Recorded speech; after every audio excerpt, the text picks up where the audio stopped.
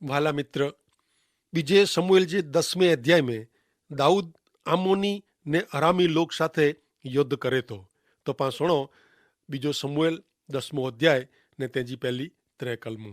हिते लिखल आहे क पोइ अहिड़ो थियो क आमोन लोग जो राजा मरी वियो ने इन जी जगह ते इन जो छोकरो हनून राज करेला वेठो। दाऊद चए क जी नहास मूं माया रखंदो वो, मूंखे प्रेम कहींदो वो, तीअं आऊं इन जे छोकरे हानून ते माया रखंदो। ने दाऊद हानून जे पिता जे मरण जे कारणे दिलासो ॾिनला पंहिंजा चाकर ने पंहिंजा माण्हू हलाए। ने दाऊद जा चाकर आमोन लोग जे देश में विया, पण आमोन लोग जा सरदार पंहिंजे राजा हानून खे चयो क दाऊद तो वटि दिलासो ॾिनला माण्हूअ खे हलाए, अहिड़ो तूं कोरो धारीअ तो, कोरो तुंहिंजे पिता जो सन्मान कईं था, कोरो पंहिंजे शहर जी तपास करेला क बातमी कढेला उहो पंहिंजे माण्हू खे न हलाए। ना उहो त अहिड़ो ज आहे क हू पंहिंजे चाकरे खे पंहिंजे देश जी तपास केला ने बातमी कढेला ने पायमाल करेला ज हलायो वयो। ऐं नेरी सको था मित्र क हिन लोक खे दाऊद में जरा पण भरोसो न आहे। उहो अहिड़ो सम्झिया क दाऊद उन ते हुमिलो करे जी युक्ति करे थो। दाऊद जे मित्र तरीक़े जे व्यवहार जो उहो लोग खोटो अर्थ कईं था। नेरियो 10वें अध्याय जी 4 कलम। तेला हनून दाऊद जे माण्हूअ खे जलाए गिणे ने उन जी अर्धी अर्धी ॾाढ़ी मुंडाए विधे ने उन जा कपिड़ा विच में जा नीचे सुधी फाड़ी ने उन खे पाछा हलाए ॾिने। ही त वॾो अपमान हो। दाऊद हानून मथे माया ने दिलासो हलाए जॾहिं हानून युद्ध जो पड़कार फुगाए इन जे माण्हू खे अहिड़ो अपमान करीने पाछा हलाए। 5वीं ने 6 कलम। दाऊद खे उहा ख़बर मिलई तॾहिं उहो सामे माण्हू हलाए कीअं का हू माण्हू जी अर्धी ॾाढ़ी कपी विधे में त्याला हू शर्मांदा हुआ। राजा चई हलाए क आंजी ॾाढ़ी पाछी वधे ત્યાં સુધી અહીં यरीखो में रोजा ने पोइ अची जा। आमोन लोग नरियो क असीं दाऊद जी नज़र में धिक्कार पात्र थिया आहियूं। तॾहिं आमोन लोग माण्हूअ खे हलाईने बेत रहोब जे अरामी लोग के ने टोब जे माण्हूअ खे पगारदार तरीक़े लड़ाई ला रखें। आमोनी लोग के लॻो क दाऊद सामे पिंड पड़कार कीअं आहे, तेना उन युद्ध जी तैयारी कयूं ने अमोनी लोग घणे वॾो पगार ॾेने अरामी जवान खे युद्ध माटे रोकी गणो। 10मो अध्याय 7 थी 9 कलम। दाऊद उन बारे में सोए तॾहिं उहो योआब के मिड़े सैनिक बेरो हलाए। अमोनी लोग ॿारहं अची ने दरवाजे वटि अची ने गोठवण कयो ने सुहाब जा ने राहब जा ने अरामी लोग ने टोब जा ने महाखा जा माण्हू मैदान में अॻियां उभा हुआ। हाणे योआब नेरे क पिंड वटि अॻियां ने पुठियां पण लड़ाई जी गोठवण करे में आवई आहे। तॾहिं हू इज़राइल जा मिड़े चूंटी कढेला उन अरामी लोग सामे लड़ाई लाइ गोठवे ने बाक़ी जे माण्हूअ खे हू पंहिंजे अबीसाई जे हथ नीचे सौंपे ने हू उन खे आमोन लोग सामे युद्ध माटे गोठवे। इजरायली लोग हाणे त युद्ध कला में होशियार बनी विया आहिनि। योआब अरामी जवान के आमोन लोग सामे पंहिंजे लश्कर खे गोठवे थो। 10मो अध्याय 18 ने 19 कलम। ने अरामी लोग इजरायली लोग सामे नू भगा। दाऊद अरामी लोग जा 700 रथ ने इन जे माण्हूअ खे ने 40,000 सवारे खे मारी वेधे ने उन जा सेनापति सोबाक के अहिड़ो मारे क हू होते ज मरी वियो। जॾहिं दाऊद एजेर जा मिड़े राजा नेरियो क पां इजरायली लोग सामे हारी विया आहियूं, तॾहिं हू इजरायली लोग सामे करार करीने उन जा ताबेदार थिया। तेला अरामी लोग तंहिं पोइ अम्मानी लोग जी मदद करेला द्रजंदा हुआ। इजरायली लोक ला ही हिकिड़ी जबरदस्त जीत हुई। हिन जीत से दाऊद उन समय जे महान राजा तरीक़े पंका जीवियो ने प्रख्यात थी वियो। भले हाणे पां मित्र 11मो अध्याय नेरियूं। 11वें अध्याय में दाऊद जे 2 वॾे पाप जो वर्णन करे में आयो आहे। हाणे पां ॿिजे शमूएल जे अंतिम विभाग में अचूं था। हिन विभाग में दाऊद जी मुश्किलियूं अहिड़ो मथारो पां ॾेई सघूं। पहले विभाग में दाऊद जी जीत पां नेरी विया आहियूं। ईश्वर जे आशीर्वाद नीचे दाऊद पृथ्वी जो हिकिड़ो महान राजा बनी वियो आहे। तंहिं छतां 11वें अध्याय में जणे में अवल दाऊद जो पाप दाऊद खे ईश्वर जे न्याय चुकादे नीचे कोठी अचे थो। हेॾानू शुरू करीने दाऊद जे जीवन में मुश्किलियूं अचींदी। इन जो जीवन हाणे हृदय झुरी पे अहिड़े प्रसंग जी हिकिड़ी कतार बनी रहंदी। दाऊद जे हिन पाप से ईश्वर जा दुश्मन ईश्वर जे ना जी निंदा कईं था। मस्करी कंदे हू चवनि था क नेरियो ईश्वर जो मनपसंद माण्हू अहिड़ो आहे। पण पांखे उहो यादि रखे जी ज़रूरु आहे कि दाऊद जे जीवन में पाप हिकिड़ो अपवाद आहे, न क पाप उहो दाऊद जे जीवन जो हेतु हो। ईश्वर जा वचन दाऊद जो पाप छुपाई नथा। ईश्वर अहिड़ो चयो नथा कि दाऊद जेकी कंहिं उहो पाप न आहे। ईश्वर इनके पाप चवनि था ने ईश्वर दाऊद के शिक्षा कईंदा। हाणे नेरियूं बीजे समूएल 11 अध्याय जी पहली कलम। 9 वरे जी शुरूआत में राजा जॾहिं लड़ाई में वञेला निकिरे था तॾहिं अहिड़ो थियो कि दाऊद योआब के ने इन जे चाकरे के ने मिणी इजरायली लोग के हलायो, उन्हीं अम्मोन लोग जो नाश कयो ने राबा नगर के घेरी वरिया, पण दाऊद यरूशलेम में रहियो। उन समय में राजा लड़ाई में वेंदा हुआ। अहिड़ो उहो समय हो। दाऊद पंहिंजे सेनापति योआब के अम्मोनी भेरो लड़ाई करेला लश्कर में हलाए थो। दाऊद उन भेरो वियो न, इन जे बदिले उहो यरूशलेम में रहियो। ही दाऊद जे स्वभाव विरुद्ध जी ॻाल्हि आहे। कुलाए उहो लड़ाई में वियो न। मूंखे लॻे थो कि दाऊद खे पंहिंजो महल घणे आराम जहिड़ो लॻंदो हूंदो। युवानी में अदुलाम जी गुफ़ा में भटकियो हो। इनू ही राजमहल घणे आराम वारो हो। इन जो महल श्रीमंताई ने आराम जी निशानी हुई। मित्र, साहूकारी ने आराम घणे माण्हूअ खे पंहिंजे पंजे में सोड़ाए गिणियो हुयो। घणे बार साहूकारी ने आराम लोग जे जीवन में श्राप जहिड़ा बनी विया आहिनि। यरूशलेम में रही ने दाऊद पहली भुल कंहिं इनके पिंड जे जवान लड़वईअ भेरो लड़ाई में वञे जी ज़रूरु हुई। 11 अध्याय 2 कलम। हिकिड़ी सांझी जो अहिड़ो थियो कि पलंग मथां दाऊद उथी ने राज महल जे धाबे ते फिरंदो हो। तॾहिं उहो धाबे मथां हिकिड़ी स्त्री खे सनानु कंदे ॾिठे। उहा स्त्री ॾेखाव में घणे रूपारी हुई। दाऊद पंहिंजे धाबे ते એટલે કે अगासी मथे वञी ने चक्कर मारे थो ने कदाच उहो थोरो मुंझायलो हूंदो। इन जे मन में घणे मुश्किली जो उहो वीचार कंदो हूंदो। इन जा जवान लड़वैया लड़ाई में वाह ने कदाच इन जी प्रेरक बुद्धि इनके ॾखंदी हूंदी ने इनके मज़ा अचींदी न हूंदी। चक्कर मारींदे मारींदे उहो हिकिड़ी स्त्री खे सनानु कंदे એટલે કે वेझींदे ॾिठे, जेकी उहो दाऊद जो पाप हो ने ईश्वर इन जो आरोप सीधे सीधो दाऊद मथे रखियो। तंहिं छतां पाण नेरियूं त इन में बादशेबा घणे भाग भजवे हैं। कोई नेरी सके न अहिड़ी जॻह में उहो सनानु करी सघई हुई। अॼु वर्तमान समय में युवतियूं ने स्त्रियूं जेको कपिड़ा पहिरियूं थियूं उहो नेरी ने नवाई लॻे ने ॾोखपण थिए थो। युवान माण्हूअ जे मन में ख़राब वीचार उत्पन्न करे में अहिड़ा कपिड़ा ने पहिरवेश कारण रूप बने था। ऐं मना थो कि बादशेबा नाजी ही युवती ॾोषित हुई। ज़ाहिर में सनानु करे पुठिया जो इन जो हेतु कहिड़ो हूंदो?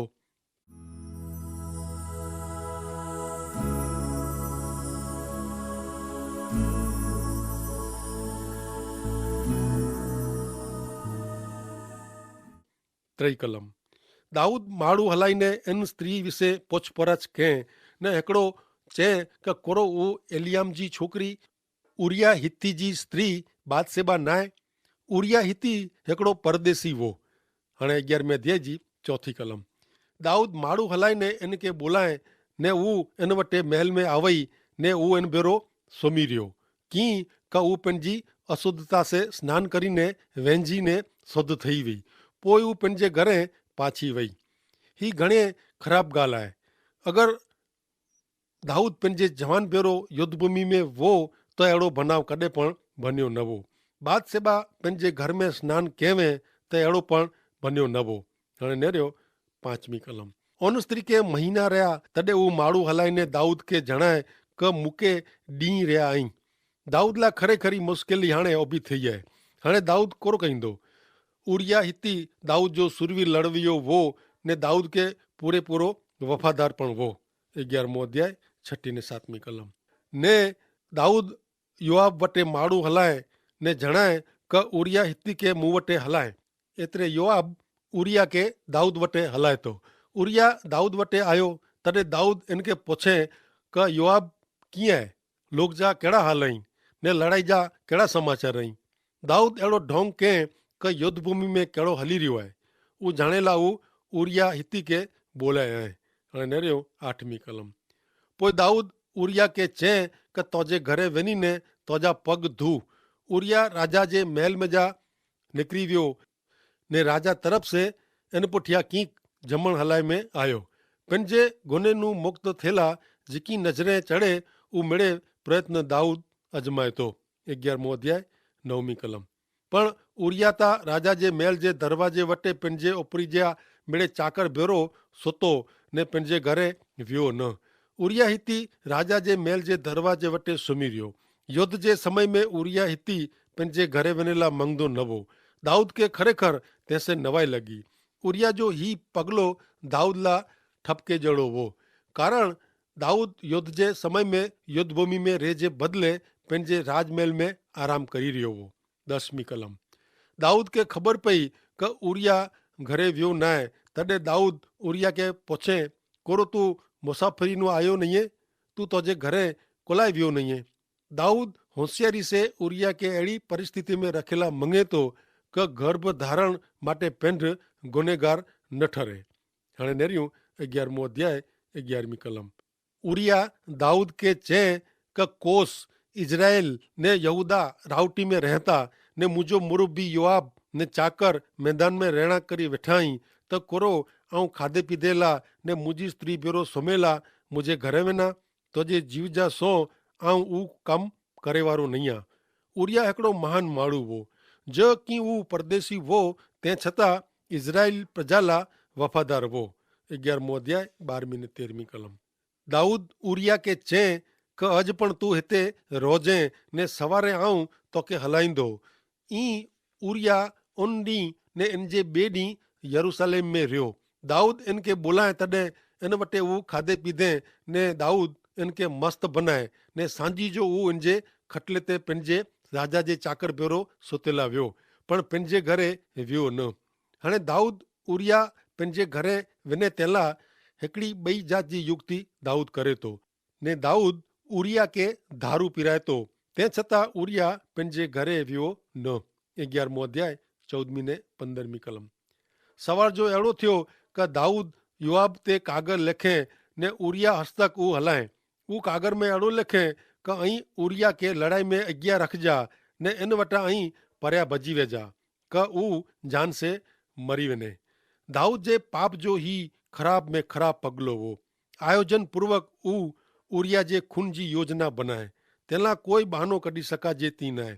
दाऊद जेकी के ऊ ईश्वर जो वचन चोखे चोखे शब्द में नोंधे थो क ईश्वर दाऊद जो कम छुपाई नथा। 11मो अध्याय 16મી ने 17મી कलम। ने अहिड़ो थियो क योआब नगर में सैनिक गोठवी रहियो हो। तॾहिं जिन जगह विसे ऊ जाणदो हो क हुते सुरवीर ने हिम्मत वारा लड़वैया ऐं उन जगह ते ऊ उरिया के रखे। नगर जा माण्हू ॿाहिरां निकिरीने योआब बेरी लड़ाई कयो ने लोक में जा एतिरे दाऊद जे सैनिक में जा केतिराक मरिया। उरिया हिती पण मरी वियो। 11मो अध्याय 18 थी 20 कलम। तॾहिं योआब लड़ाई जो अहवाल दाऊद के चए हलाए ने ऊ खीपी के जणाए क लड़ाई जा ही मिड़े समाचार तू राजा के चओ। तंहिं पोइ अहिड़ो थियो क जो राजा खार में अहिड़ो चए क लड़ाई करेला ऐं नगर जी एतिरी नजीक कुलाए विया। कोरो ऐं जाणदा न हुआ क ऊ कोट मथा रांग मथा बाण मारींदा। संदेश जो मुगम अर्थ संदेशियनु छुपायला। योआब संदेश माटे जी दाऊद जी इच्छा जी धारणा करी इन प्रकार जो संदेशो हलाए तो। नेरियूं 21 थी 25 कलम। अरूबेसेत जे छोकरे अबीमेलेक के केर मारे। हिकिड़ी स्त्री रांग मथा घंटी जो पड़ फुगाए ने ऊ तेबेस में मरी वियो क न। छतां ई रांग नजीक को विया। तॾहिं तू चौजे क तुंहिंजो दास उरिया हिती पण मरी वियो आहे। पोइ खेपियो हलायो ने ऊ हुते वञी ने समाचार जेको योआब हलाए वे ऊ मिड़े समाचार ऊ दाऊद के जणाए ने खेपियो दाऊद के चए क ऊ माण्हू असांखे पाछा हटाईने असां सामे मैदान में पाछा आया। एतिरे दरवाजे में डोरो ત્યાં સુધી असीं उन ते हुमिलो कयो।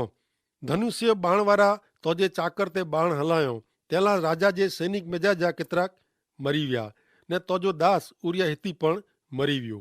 तॾहिं दाऊद खेपीअ के चए क तू योआब के चौजे क इनसे तू ॾोखी थीजे न की क तलवार दा जी हिकिड़े के ती ॿिए के कपी विझे। नगर विरुद्ध वधारे वक़्त लड़ाई करीने इन जो पराजय कर ने तू इनके हिम्मत ॾिजे। दाऊद जी ही ॻाल्हि घणे गंभीर लॻे। ही दाऊद जो केतिरो शर्मजनक कमु आहे। दाऊद खरेखर पापी आहे। हू घणे ख़राब कमु कये आहे। दाऊद खे कहिड़ी शिक्षा कई खपे। पा नेरीबो तो ईश्वर दाऊद के शिक्षा करींदा। दाऊद जकी कम केवें वो ईश्वर जी नज़र में खोटो वो। इन जो अर्थ ऊ थिए कि दाऊद जे हिन कम से ईश्वर घणे दुखी थिया। दाऊद जे हिन पाप जे कारणे ईश्वर अखाड़ा कन क्यों न। हेवर सुधी ता इन जे जीवन में ईश्वर घणे जीत डेरायो हो, पण हेडानु शुरू करीने इन जे जीवन जे छेल्ले डी सुधी इन सामे मुश्किलियूं ज अचींदी। मनुष्य पाप करी सके तो, पण ईश्वर इन जे पाप सामे अखाड़ा कन कईए नता। जॾहिं ईश्वर पंहिंजे पाप से दुखी थिए था तॾहिं ईश्वर पगला भरीए था। दाऊद के ता अहिड़ो लॻो कि इन जो पाप कोई जाणे नथो, पण हक़ीक़त ता उहा हुई कि दाऊद जो सेनापति सच्चाई ॼाणंदो हो। बैतसेबा ने दाऊद जा अंगत सलाहकार दाऊद जे महल में आया, उहो पण हक़ीक़त ॼाणंदा हुआ। दाऊद अहिड़ो मञंदो हो कि ही लोग सिवाय ॿिए कंहिंखे मुंहिंजे पाप जी ख़बर न आहे, ने ही लोग ता चुप रहंदा, मुझे पाप विषय ॻाल्हि करे जी उहो हिम्मत करींदा न। दाऊद जो पाप यरूशलेम में कोई जाणे क न, पण दाऊद जो छुपो पाप ने पंहिंजा छुपा पाप ईश्वर जी नज़र में खुला आहीं। पृथ्वी पर जो छुपो पाप स्वर्ग में खुलो चित्र जड़ा आहीं। पां जेकी कयूं था उ मिड़े ईश्वर नेरीअ था।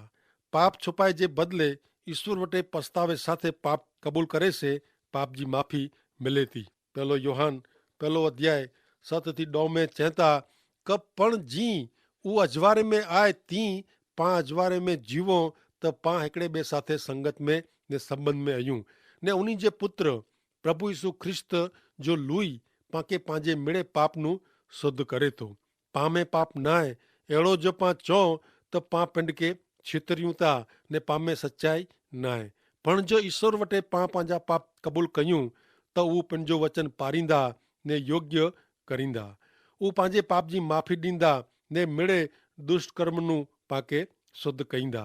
जो पां अहिड़ो चओ कि पां पाप कयो ज न आहे त पां ईश्वर के खोटा ठहरायूं था ने उन्ही जो वचन पां में न आहे।